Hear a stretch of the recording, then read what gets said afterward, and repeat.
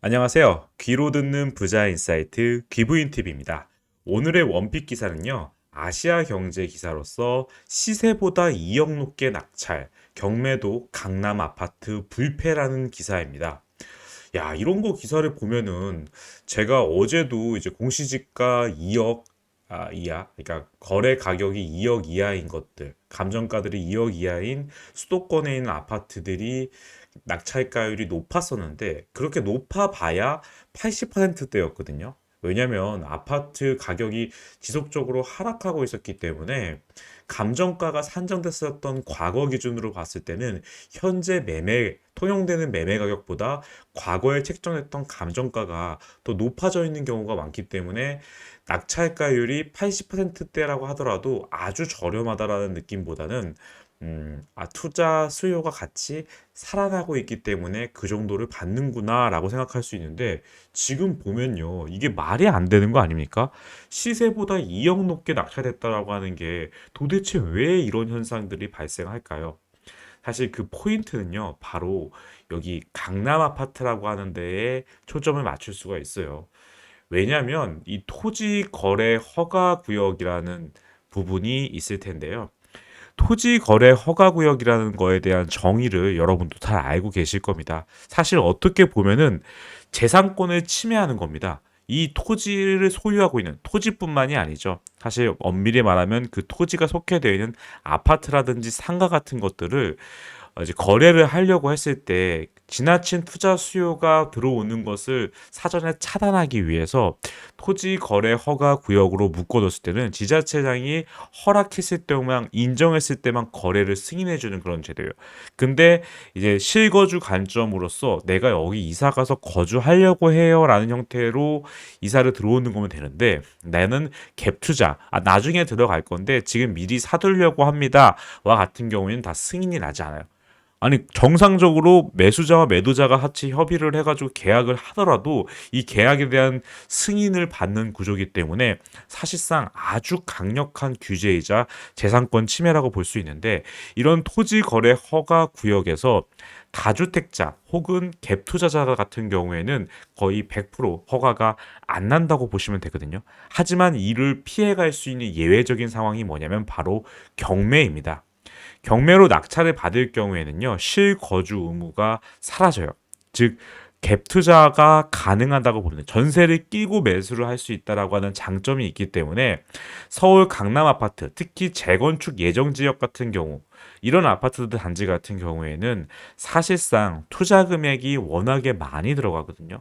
근데 그 돈, 대출도 지금 나오지 않고 대출도 애매한 상황에서 올 캐시로 다 하기에 부담스럽다고 하면은 이 높은 전세가율에 비대어 가지고 이거를 활용해서 투자금을 적게 들여서라도 나는 강남 아파트에 진입하고 싶다. 강남 아파트를 보유하고 싶다라고 하는 수요가 그만큼 늘어나고 있다는 겁니다. 그 강남 아파트 토지거래 허가 구역에 갭 투자로서 진입할 수 있다라고 하는 것에 시세보다 웃돈 2억을 더 얹을 만큼의 투자자들이 있다는 거예요.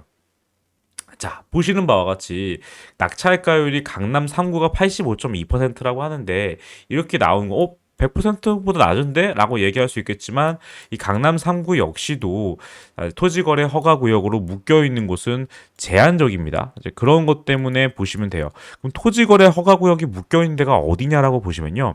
압구정, 여의도, 목동, 여기 아파트 지구랑 그리고 성수동에 있는 전략정비구역 여기에가 있고요. 그리고 삼성동, 청담동, 대치동, 잠실동 같이 특정 지역들이 토지거래 허가구역으로 묶여 있습니다.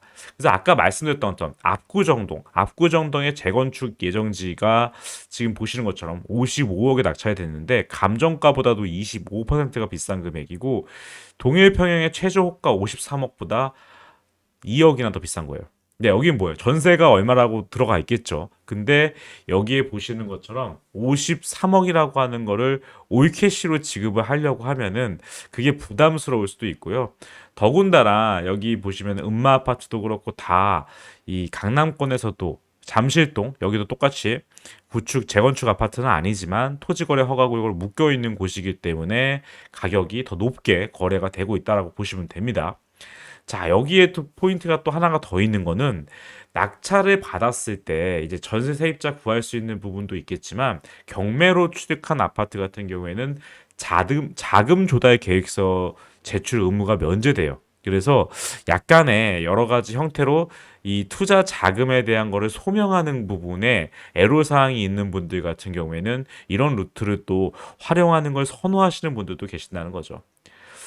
어찌되었던지 간에 새로운 이런 형태라는 거는 우리가 초점을 갖고 생각을 갖고 여러분들이 인식하셔야 되는 부분은 강남 상구와 관련된 부분들이 이런 편법이 있구나라고 생각하는 게 아니라 그만큼 자금력도 있는데 주택을 내가 갖고 있는 채수가 여러 채라든지 아니면 이 투자 자금으로 봤을 때 최대한 활용을 하고 싶은 그런 투자의 고수 아니면 야수의 심장을 갖고 있고 자금력까지 갖고 있는 사람들이 강남 3구의 경매 물건들에 대해서는 아주 긍정적으로 접근하면서 투자를 하고 있다는 겁니다. 천장이 열리는 거와 관련된 부분들이 있기 때문에 상당히 나는 어차피 강남 3구 살 돈 없어 라고 생각하는 게 아니라 강남 3구에 있는 최고로 멋진 재건축 형님들이 먼저 움직여야지 다른 지역들로도 확산될 것이기 때문에 강남 3구의 움직임을 반드시 주목해야 돼요. 근데 여기서 여러분들 강남 상구가 잘 뚫리고 있으니까 이제 다른 데도 다 오르겠네 이렇게만 생각하시는 거는 조금 유의하셔야 되는 부분이요. 최근에 이제 오세훈 서울시장이 강남권 집값 반등과 관련돼서 흐름들이 계속적으로 시각화되고 있다 보니까 직접적인 경계심을 나타내고 있어요. 강남 집값을 잡는 것이 서울 전체 집값을 잡는 첩경이자 전국 집값이 불필요하게 오르는 것을 막는 방파제라는 판단을 하고 있다라고 얘기하고 있거든요. 여기서 말하는 방파제라고 하는 건요. 투자 수요를 차단시켜버리고 가격이 거래가 성사되기에 매우 어려운 구조를 유지하겠다는 거기 때문에 이렇게 강남의 집값을 막는 방파제라고 이야기한 거는 토지거래 허가 구역을 상당 기간 동안 유지할 가능성이 높다라는 것이고요. 이것이 유지됨으로써 인해 가지고 서울의 집값이 다시금 올라간다라고 했을 때 조정지역 선정이라든지 토지거래 허가구역 관련된 거를 추가적으로도 확대할 수 있음을 시사하는 부분이라고 생각합니다. 그래서 무조건적으로 시장을 비관적 혹은 낙관적으로 보시기보다는 이 정책적인 변화가 어떻게 흘러가고 그런 정책이 도출되기 전에 정치인들은요 시장의 간을 봅니다. 실질적으로 이걸 했을 때 사람들이 어떤 반응을 보일지를 살짝 기자회견 같은 것을 통해 가지고 언급을 해가지고 시장의 반응을 지켜보거든요. 그래서 그런 것들을 언급을 몇 번 한다가 실제로 정책화가 되는 겁니다. 그렇기 때문에 어떠한 언행을 하고 있고 어떤 형태로 관심을 보이고 있는지를 보셔야 돼요. 그리고 다시 또 해석을 해보면요. 이렇게 토지거래 허가구역으로 묶여있는 거, 거기에 묶여있는 아파트 단지들, 소유자들 같은 경우에는 정말 너무도 답답한 거죠. 내 재산권을 침해받고 있는 게 지금 뭐 강남권 같은 경우나 잠실권 같은 경우는 2, 3년 돼가고 있거든요.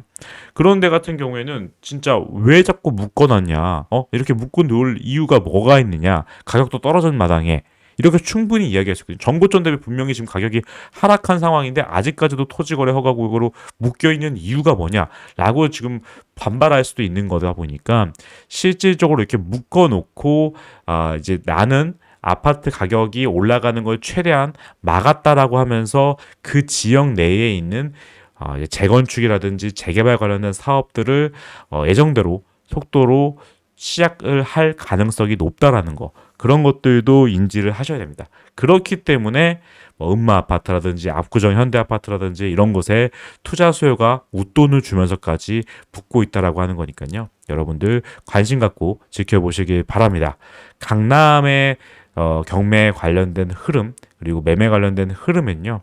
전국적으로 영향을 주기 때문에 반드시 관심 갖고 지켜보시기 바랍니다. 감사합니다.